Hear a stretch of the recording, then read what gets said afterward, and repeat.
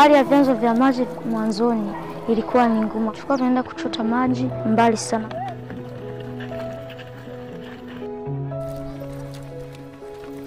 Tulikuwa tunaenda kule chini tunachota maji pana umbali kilomita 7. Kama tunataka ya kupikia uji tunakuja naye toka nyumbani.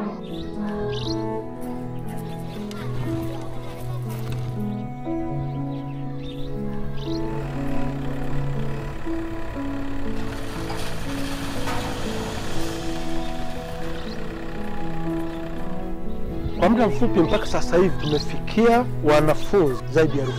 Tumejenga matenki ya maji, walimu na wanafunzi wanapokuwa pale shuleni wapate maji safi na salama ya kunywa. Kwa ufupi, ili tenki lina ujazo wa lita 50,000. Lina quality ya kufikisha miaka hata 20, halijawahi kufanywa marekebisho yoyote.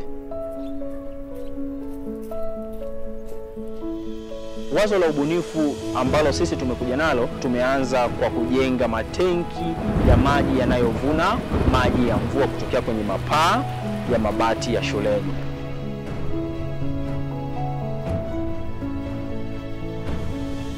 Kuna mtambo wa kuchuja yale maji kwa maana ya water filter, ambayo hii water filter pia iko powered na solar, UV sterilizer, ili kuhakikisha kwamba vijidudu ambavyo pengine vimepenya kwenye yale machujio vinaweza kuuawa kabla ya kumfikia mtumiaji wa mwisho ambaye labda ni mwanafunzi ama mwalimu ambaye yupo katika maeneo ya shule.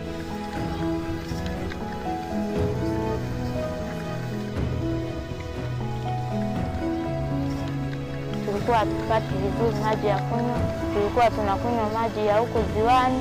Wanafunzi wengi walikuwa wanaumwa matumbo. Siku moja hivi ilikuwa ni asubuhi, nikasikia kiu ya kunywa maji. Kumbe yale maji yalikuwa sio masafi na salama. Nikajikuta naumia tumbo, wakanipeleka hospitali, nikamaliza kama siku 3 nikiwa siji shuleni. Sasa hivi maji yalipokuja, hizo kesi za watu kuumwa matumbo sasa hivi hazipo, kwa sababu watu wanakunywa maji safi na salama na afya zao zinakuwa nzuri.